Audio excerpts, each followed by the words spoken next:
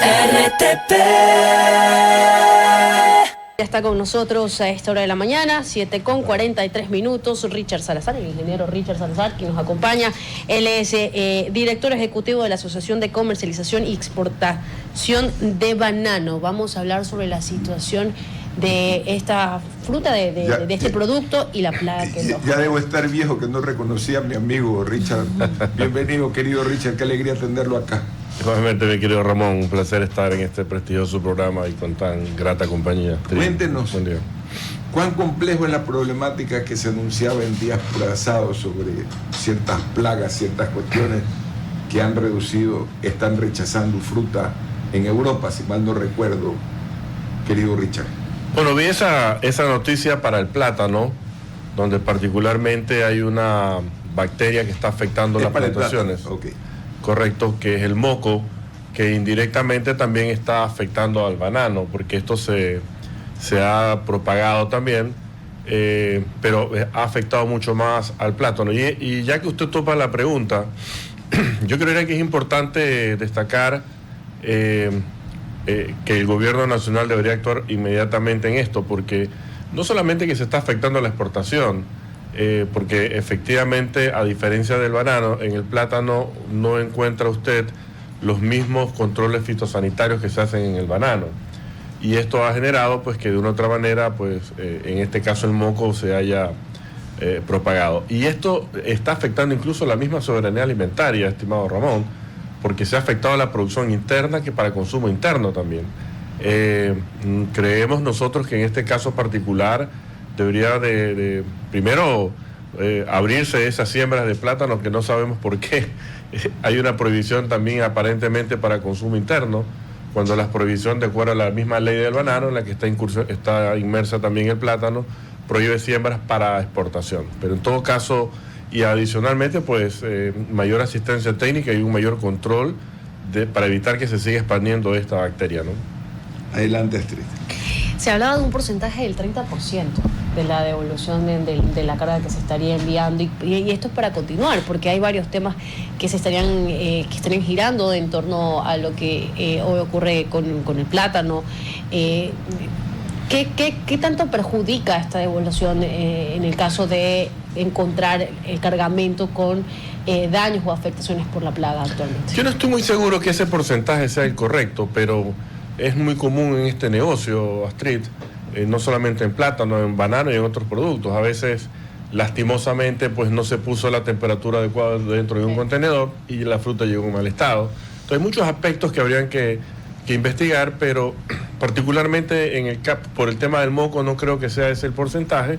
Sin embargo, no dudamos pues que puede haber una afectación en la calidad sin duda, pero para exportación hay un mayor control por parte de las mismas compañías exportadoras, así que creería yo que es importante revisar y preguntar a los involucrados al respecto. Ahora, hay dos cosas importantes dentro del banano y del plátano, y es que existirían pues cultivos y lo que ha denominado lo que es la entidad reguladora, empresas que no podrían comercializar, porque hay fincas que se están dedicando a hacer siembras ilegales, y aquí entender la figura de siembras ilegales en cuanto al banano y el plátano, y son estas mismas empresas dedicadas a esta actividad no regulada, en el sentido de que no están bajo el control del ministerio, quienes no estarían pues tampoco colocando ciertas seguridades o bioseguridades para el tema de la exportación.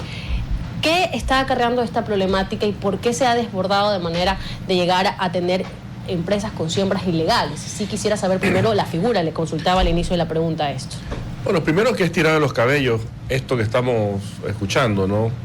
Es el único país, es el único producto en la que en vez de reconocer y dar una medalla a alguien que invierte en el Ecuador, que genera empleo y que ese producto va a generar divisas, se castigue, mediante una ley absurda que no debe haber nacido nunca, hace casi 30 años, en la que buscó dos cosas: una ley del banano que buscó fijar un precio a un producto de exportación y prohibir las nuevas siembras. Usted sabe lo que pasó.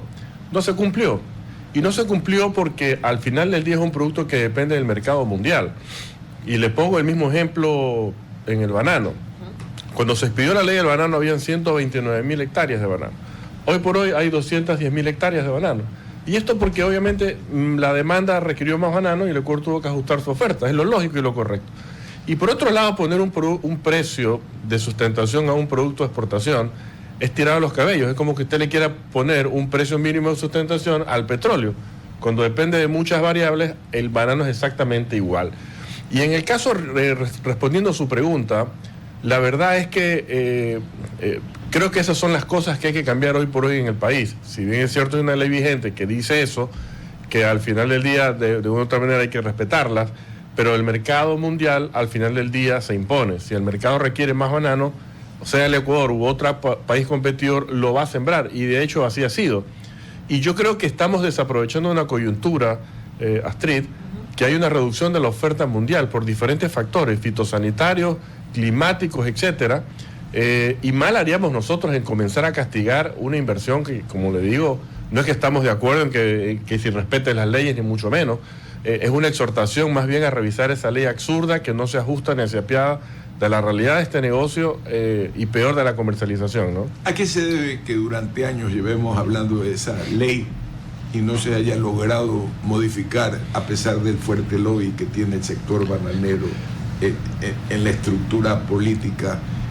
¿Será porque hay una parte de los bananeros que más bien insisten en ese tipo de protección, querido Rich? Mire, Ramón, yo diría que hay que lavarnos bien la cara acá, ¿no? Porque primero que la política le ha metido la mano al banano y es muy lamentable. Y eso es lo que ha pasado de fondo, y se aprovechan de pequeños productores para seguir con esa plataforma política, si cabe el término. Yo diría que, y fíjese usted que tan contradictorio es esto, que por ejemplo la ley del banano solo establece que tú puedes vender bajo contrato y que te paguen un precio mínimo de sustentación. Pero hoy, desde hace 3 años, los productores no quieren firmar contrato. Y no quieren firmar contrato para vender en spot, que no existe en la ley. Pero es, digamos, es una realidad del mercado, porque más del 60% de los destinos de exportación del banano compran en spot. Entonces es una realidad. Pero acá hay en una hipocresía tremenda, estimado Ramón, los productores no quieren firmar contrato con los exportadores para vender en spot. Entonces, digamos, no hay voluntad de uno de los sectores. Nosotros hemos tratado de reformar la ley en el camino, al menos sincerar el spot, porque es una realidad del mercado, evitar la informalidad, que es lo que también tratamos nosotros. Aspiramos, Ramón, en este periodo del nuevo gobierno, exhortar a las partes, y ni siquiera imponer nada, simplemente dejar como una opción. ¿Quieres firmar contrato y que te paguen precio mínimo de sustentación? Listo. Y si tú quieres vender en spot, también. Y si quieres un mix, perfecto, pero al menos que haya la opción. Y hoy por hoy hay un segmento pequeño que representan a pequeños productores, no la mayoría, pero que están ahí, que son los que se han opuesto, y muchos políticos que le han secundado eso, ¿no? Adelante, Jorge. Hemos hablado un poco sobre diferentes factores que están afectando actualmente el sector del banano. Me gustaría ahora quizás trasladarlo hacia la otra orilla, puede ser, llamémosla quizás la orilla positiva. Y es que comparándolo al 2024, durante el primer cuatrimestre de este año, las exportaciones de banano han crecido aproximadamente un 3%. Y me gustaría preguntarle primero a qué se debe este crecimiento que hemos visto a lo largo del 2025, a pesar de todos estos factores que hemos estado comentando con usted durante la entrevista, y también si efectivamente esperan que eso se mantenga para los 2 cuatrimestres más que queda y bueno, ya finalizar completamente el 2025. Si me permite, le actualizo las cifras a mayo, de enero a mayo, que las tengo recientemente, que hemos sacado. Tenemos que hemos exportado de enero a mayo 170 millones de cajas y hemos crecido 5.5%, más todavía del primer cuatrimestre, como lo destaca. Y esto se debe a varios factores. ¿En unidades o en precio? En cajas de banano, Okay. en unidad, en cajas de banano. Okay. Y esto se debe a varios factores. Yo mencionaba hace un rato que se vive una reducción de la producción a nivel mundial, de la oferta específicamente, por diferentes factores. Y destaco varios. El uno, en el caso de Asia Oriental, que también son productores, específicamente China, que a pesar de que es un consumidor fuerte, es el segundo mayor productor de banano en el mundo. Pero gran parte de sus plantaciones tienen problemas fitosanitarios, específicamente entre esos el Fusarium raza 4. Filipinas es algo parecido. Filipinas en los últimos 8 años ha bajado casi a la mitad su producción, específicamente por esto. Los países vecinos que estaban abasteciendo también a China, Camboya, Vietnam, tienen exactamente el mismo problema. Entonces, ¿qué ha pasado? Que China mantiene su demanda, incluso la clase media china viene creciendo y viene demandando más banano y un banano premium.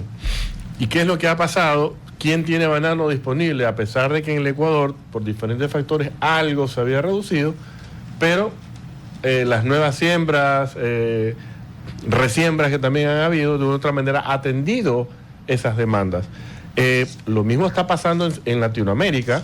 Países como Costa Rica se han visto afectados también en su producción, donde se han destacado una reducción importante. Aparentemente, no tenemos cifras exactas, pero se estima entre un 5 y 10%. Panamá es de reciente conocimiento el problema que tiene una transnacional por un problema laboral, y ha hecho de que las transnacionales vengan a comprarnos más banano. Entonces, por eso es que destacamos crecimientos importantes. Si me permite, muy rápidamente, en el caso de Estados Unidos hemos crecido un 12%, en el caso de la Unión Europea 8%, en el caso de China hemos crecido 45%, España 400%. O sea, hay diferentes mercados que han venido, hemos crecido por eso, ¿no? Y en media 5%. En media 5.53%. Entonces, ¿qué es lo que ha hecho el Ecuador? Aprovechar las coyunturas. Si la demanda está ahí, quizás ha crecido ligeramente, pero... ¿Y el precio cuánto ha crecido? También, si cogemos el precio spot al que no existe en la ley y que los productores no quieren firmar contratos hoy por hoy para vender en spot, si usted coge el promedio de la semana 1 hasta la semana anterior, tenemos un promedio de 10.2 dólares la caja, si lo compara con 7.25 el precio mínimo de sustentación. Entonces, si usted va a preguntar a los productores si van a firmar contrato para el otro año, le van a decir que no, pese a que la ley exige el que se firmen contratos. Entonces, es decir, la ley es anacrónica. La ley es para cuando me conviene y para cuando no se aplica la ley. Entonces, de un segmento. Pero en cambio, en el caso de los exportadores, digamos, simplemente hay sanciones específicamente contempladas en la normativa, pero solamente se aplica para el caso de los exportadores. Y eso es un poco lo que estamos destacando y rechazando. O sea, primero que es una ley que no debe existir, porque es un producto de exportación, vuelvo y repito, pero ya que existe, adaptémoslo a la realidad del mercado, nada más.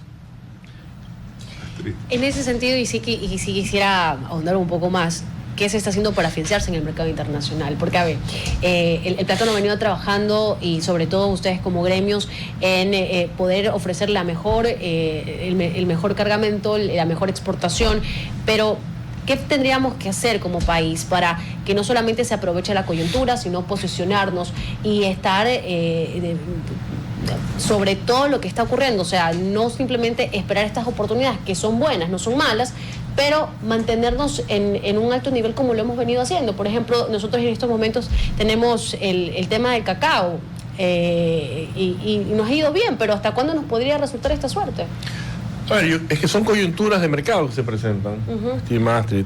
En el caso del cacao, que usted lo topa, es por una reducción brusca en la producción en África. En África, de Costa que el Rica. Ecuador ha aprovechado, y lo que hizo fue, ok, vamos a sembrar más cacao en el Ecuador y aprovechemos la coyuntura. Es lo correcto. Okay. Es lo mismo que pasa en banano. Entonces, por eso es que a mí me tira de los cabellos cuando queremos castigar una inversión al final del día que va a generar trabajo y divisa. Pero bueno, en todo caso, yo creo que el sector privado, particularmente el sector productor, todos los actores de la cadena, entre esos el sector exportador, vienen realizando su tarea y muy bien. Sí. Estamos prácticamente donde tenemos que estar. Incluso las promociones de exportaciones las estamos haciendo ya directamente nosotros como sector privado, participando, por ejemplo, en ferias internacionales, y una que se nos viene, que en el caso particular de nuestro gremio va a actuar, que es la Free Attraction en Madrid, donde nosotros estamos con 500 metros cuadrados. El Ecuador el año pasado en dicha feria ganó el reconocimiento a la presencia imponente, fue el país con una presencia imponente dentro de la feria. Entonces, así de importante lo estamos asumiendo en nuestro trabajo. Pero por otro lado, también hacemos un trabajo coordinado con las autoridades del gobierno nacional en la misma promoción de exportaciones. Algo que es importante, que hay que seguir trabajando en la línea en respuesta a su comentario, que no todo lo puede hacer el sector privado. Hay cosas que el sector público tiene que hacerlo, particularmente el gobierno nacional, desde ayudarnos a seguir mejorando los accesos a través de los acuerdos comerciales. Y otro tema que es importantísimo y que por favor creo que es importante destacar, yo acabo de venir de una visita la semana antepasada de Países Bajos, donde hicimos una misión de un proyecto Carga Segura por el tema de la contaminación de nuestra carga, donde creo que es importante destacar el gran esfuerzo que ha hecho no solamente el sector privado, que invertimos más de 120 millones de dólares anuales en temas de trazabilidad, rastreos, etcétera, seguridad, sino también la voluntad de la decisión política del gobierno nacional de declarar la guerra al narcotráfico. Y se han dado resultados. De hecho, por ejemplo, en Amberes destacaron la reducción de las incautaciones de 120 millones de toneladas a 40 millones de toneladas. Algo parecido ¿A 40.000 toneladas o 40 millones? No, de 140 toneladas. 140 toneladas, ahorita es millones. Perdón, disculpe. Un lapsus. De 140 toneladas a 40 toneladas fue la reducción de la incautación. Esas cosas, ¿no? Una pregunta que es importante. Usted ha señalado, querido Richard, que básicamente el Ecuador ha podido mejorar sus